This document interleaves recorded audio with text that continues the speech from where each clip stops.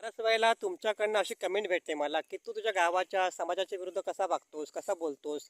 त्याचं कारण एकच आहे, की त्यांचे विचार मला नाही पटत, माझे विचार त्यांना नाही पटत. हा विषय थोडासा बाजूला राहू दे. परंतु बऱ्याच वर्षापासून आमच्या गावात वर्षाच्या 12 महिने शॉक लावून प्राणी मारले जायचे आणि शेती संरक्षणाच्या नावाखाली तर सर्रास प्राणी मारले जायचे. वर्षाकाठी कमीत कमी 25 ते 30 प्राणी मारले जायचे जंगलातले आणि त्याचं मटण करून संपूर्ण सगळे सगळे लोक मेजवानी करायचे.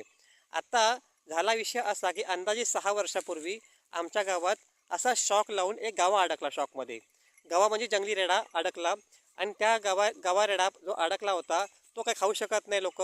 मग त्या लोकांनी तो गावा तिथेच पुरला.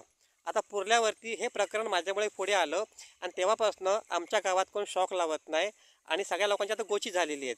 कारण माझ्यामुळे शॉक लावू शकत नाही आणि 6 ते 7 लोकांवरती गुन्हा दाखल झालेला आहे. त्याच्यामुळे सगळ्या लोकांचा रोष माझ्यावरती आहे.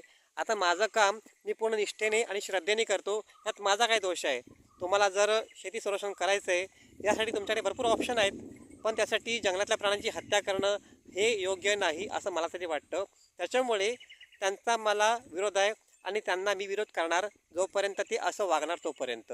त्याच्यामुळे माझ्या जीवाला धोका आहे मला माहिती आहे, पण मी या गोष्टीची पर्वा करतच नाही आणि करणार पण नाही. त्याच्यामुळे तुमच्याकडनं ज्या कमेंट येत होत्या त्याचं हे उत्तर. ओके. जय हिंद, जय महाराष्ट्र.